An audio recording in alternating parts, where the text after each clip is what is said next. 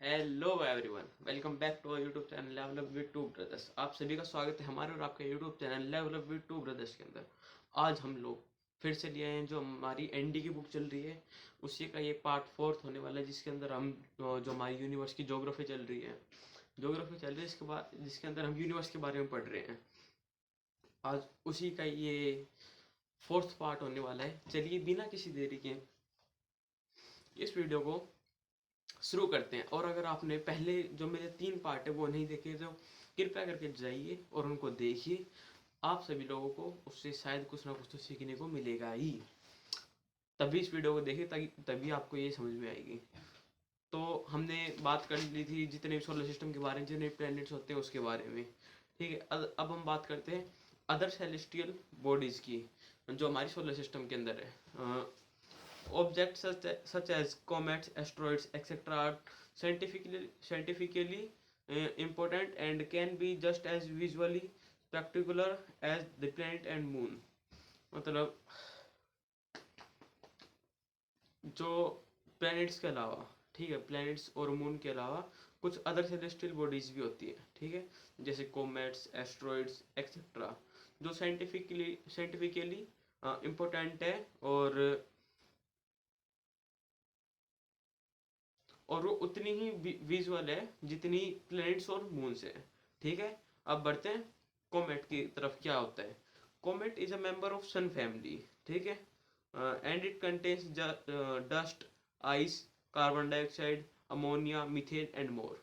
और कोमेट मतलब वो सन की फैमिली से बिलोंग करता है और उसके अंदर dust, ice, carbon dioxide, ammonia, methane और बहुत सारी गैसेज और रहती है। ठीक है, comet travels on a path or elliptical orbit around the sun or a regular schedule.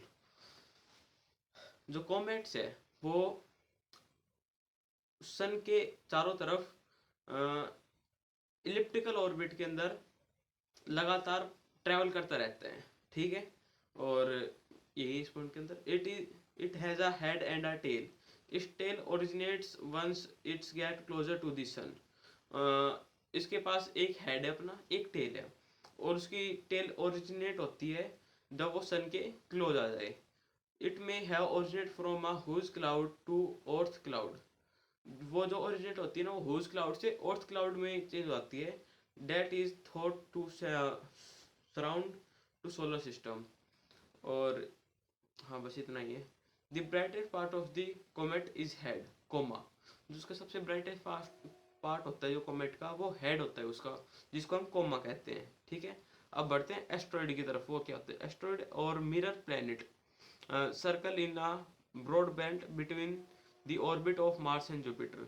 Asteroid और मिरर प्लैनेट्स, ठीक है, मतलब दोनों इसी का ही नाम है ना। एस्ट्रॉइड और minor planets circle in a broad belt between the orbit of the Mars and Jupiter. जो एस्ट्रॉइड है और मिरर बेल्ट है वो सर्कल के अंदर एक ब्रॉड बेल्ट में आती है, जो उस मार्स और जुपिटर के बीच में, मार्स और जुपिटर के बीच का जो ऑर्बिट है उसके अंदर ही रहते हैं। और इट इज दी, इसको हम प्लांटोइड भी कहते हैं, एस्ट्रॉइड को हम प्लांटोइड भी कहते हैं। They are chunks of rocks covered in frozen gases. और ये रॉक्स के कुछ पार्ट होते हैं जो फ्रोजन गैसेस से कवर होते हैं। ठीक है, अब बढ़ते हैं मून के बारे में। मून क्या होता है? Moon is the only satellite of the earth. Moon है वो सिर्फ एक लौती ऐसी सैटेलाइट है अर्थ की। Only 59% of moon surface is directly visible from earth. सिर्फ और सिर्फ 59% जो मून का सरफेस है वो अर्थ से डायरेक्टली विजिबल है। और it takes 27 days 7 hours 43 minutes and 11.47 seconds to complete one revolution around the earth। और मून को 27 दिन 7 घंटे 43 मिनट 11.47 लगती है पूरी अर्थ का एक चक्कर लगाने में। Rotation of its axis is exactly the same as as that in revolution। That is why we see only one side of the moon। Rotates जो होती है एक्सिस के ऊपर, ये बिल्कुल रिवॉल्यूशन के टाइम पे ही होती है, इसलिए हमें हमेशा सिर्फ एक साइड मून की देखने को मिलती है। फेज ऑफ मून्स क्या होते हैं? Due to its spherical shape only one one half of the moon gets इम्यूलेट बाय द सन। इसकी स्पेरिकल शेप की वजह से सिर्फ उसका जो वन हाफ जो पार्ट है मून का, वो रोशनी में आता है सन की वजह से, ठीक है। Visible surface of moon is not the same every day because it revolves around the earth. जो विजिबल सरफेस है मून का वो हमेशा सेम नहीं रहता, क्योंकि वो रिवॉल्व करता रहता है अर्थ के अराउंड, ठीक है। अब बढ़ते हैं कि न्यू मून क्या होता है, फुल मून क्या होता है, और हाँ बस न्यू मून क्या होता है। अब new moon is the phase in which it moons come between earth and sun. ये एक ऐसी फेज है जिसके अंदर मून जो होता है वो अर्थ और सन के बीच में आ जाता है, जिससे जो कंप्लीट डार्कनेस हो जाती है, मून बिल्कुल दिखता ही नहीं है। न्यू मून को हम नो मून भी कह सकते हैं, ठीक है, उसके अंदर हमें मून दिखता ही नहीं है। और हाँ बस न्यू मून ये होता है full moon. 14 day after the new moon, 14 दिन बाद, न्यू मून के 14 दिन बाद ये फुल मून दिखता है। फुल मून मतलब कंप्लीट मून, ठीक है। इसके अंदर हमें पूरा का पूरा मून दिखता है, और फुल मून को हम ब्लू मून भी कहते हैं। और एक मंथ के अंदर 2 बार फुल मून दिखता है हमें, ठीक है। और जो सेकंड वाला फुल मून है ना, मतलब जो 14 दिन बाद, मान लो अगर 1 तारीख को न्यू मून है तो 14 तारीख को फुल मून, ठीक है। और फिर उससे अगली 14 तारीख को, मतलब उससे अगले 14 दिन बाद जो दूसरा न्यू वो फुल मून आएगा उसको हम ब्लू मून भी कह सकते हैं, ठीक है।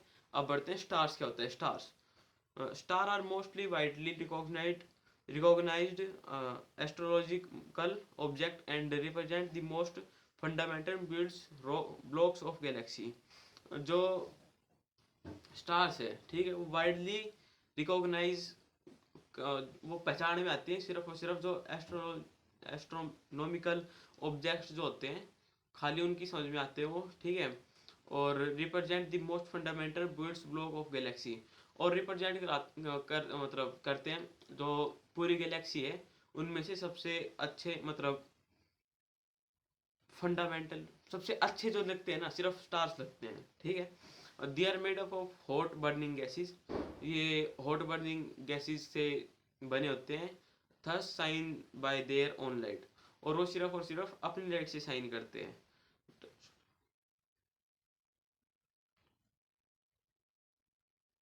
Star are born within the clouds of dust and scattered throughout most galaxies.